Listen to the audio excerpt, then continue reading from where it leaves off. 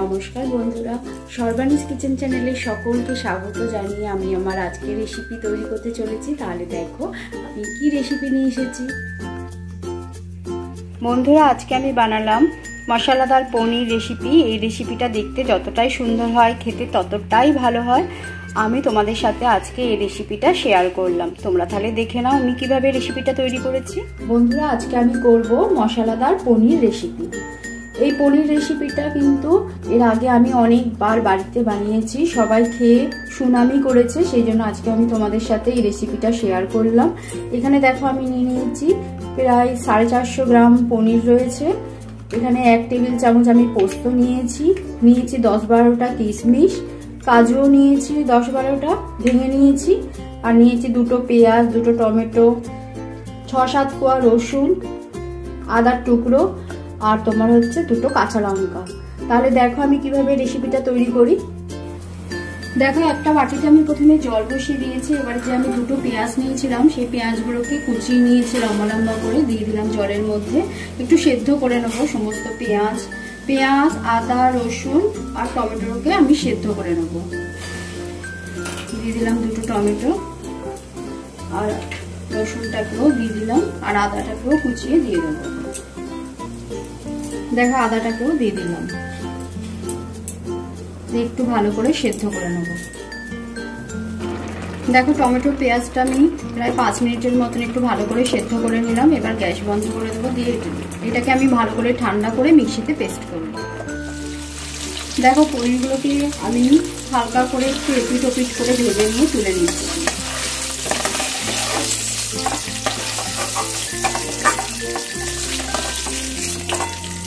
আর বাকি পনিরগুলোকে দিয়ে দিচ্ছি।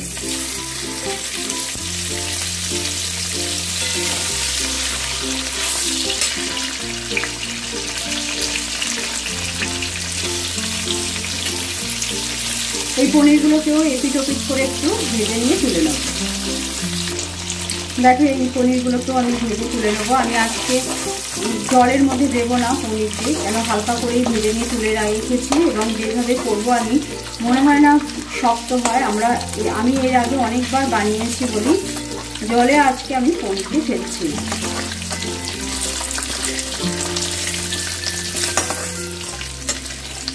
তুলে নিলাম। এবারে আমি তেলের মধ্যে একটা তেজপাতা দিয়ে দিলাম, আর দিয়ে দিলাম গোটা গরম মশলা, এলাচ, দারচিনি আর লবঙ্গ,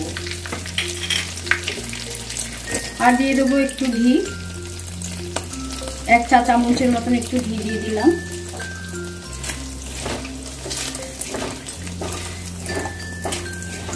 এবারে যেই পেস্টটা করে রেখেছিলাম পেঁয়াজ, আদা, রসুন, লঙ্কা, সেটাকে আমি প্রথমে দিয়ে দিলাম।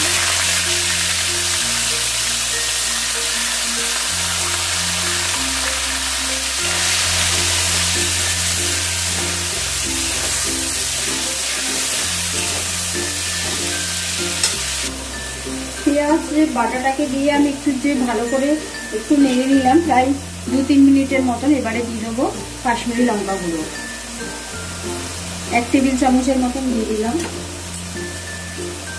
আর দিয়ে দেবো 1 চা চামচ ধনে গুঁড়ো।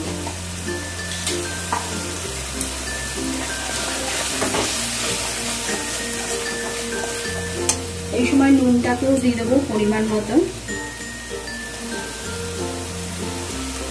দিয়ে এবারে মশলাটাকে ভালো করে কষে নেব।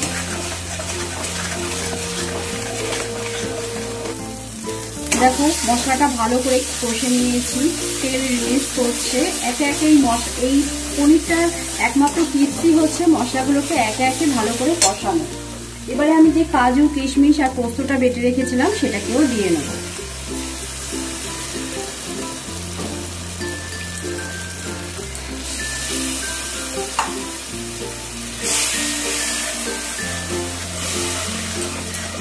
এই পেস্টটা দিয়ে আমি আবার 1 মিনিটের মতন কষে নেব।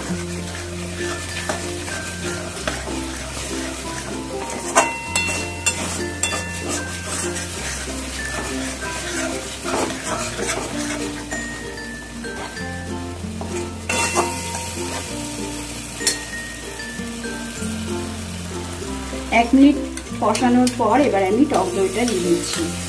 গ্যাসটা আমার গ্যাসের আঁচ কিন্তু কমানোই আছে, কেন পোস্ত তোমার হচ্ছে কাজু এগুলো নিচে ধরে যাবে, সেই জন্য আমি কমিয়ে রেখেছি। আর দই দিলে তো একদমই কম আঁচ করতে হবে, সেজন্য কম আঁচেতেই মশলাটাকে আমি কষাচ্ছি। বা দইটা দিয়েও নাড়াচাড়া করবো যতক্ষণ না তেল ছাড়তে শুরু করে।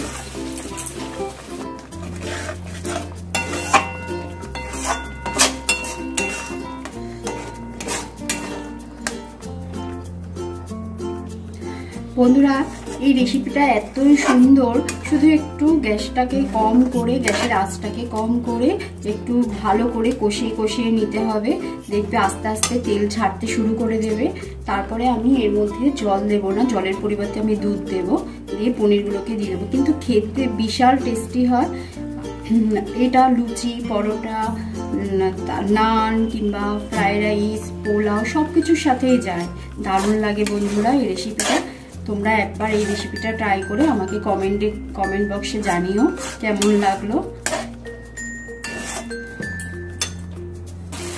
দেখো বন্ধুরা তেল ছেড়ে দিয়েছে, সাইড দিয়ে পুরো একদম তেল ছেড়ে দিয়েছে। এই সময় আমি একটুখানি একদম অল্প করে চিনি দিয়ে দেবো, কেন কিশমিশ দিয়েছি, কিশমিশ মিষ্টি, সেটা একদমই অল্প করে আমি চিনিটা দিলাম। দিয়ে একটু নেড়ে নেব, দিয়ে আমি দুধ দিয়ে দেবো।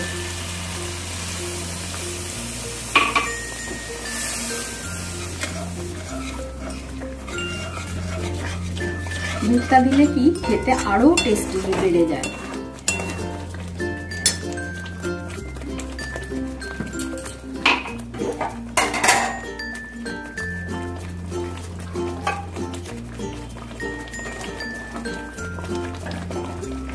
আমি প্রায় 1.5 কাপের মতন দুধ দিয়ে দিলাম।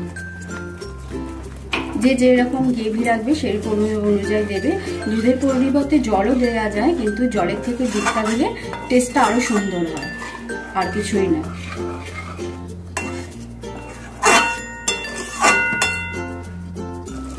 দেখো ফুটে গেছে, এবারে আমি পনিরগুলোকে দিয়ে দেবো। আর 2 মিনিটের মতন রেখে আমি গ্যাস বন্ধ করবো। লাস্টে আরেকটা জিনিসও দেবো, দেখতে থাকো। দেখো বন্ধুরা কত সুন্দর দেখতে হয়েছে। এবারে আমি দিয়ে দেবো অল্প, একদম একটুখানি ঘি দিয়ে দিচ্ছি, একদমই অল্প। আর দিয়ে দেবো একটু গরম মশলার গুঁড়ো দিয়ে দিলাম অল্প একটু। কাসুরি মেথিকে আমি একটু ড্রাই রোস্ট করে নিয়েছি, এবার আমি ছড়িয়ে দেবো উপর থেকে।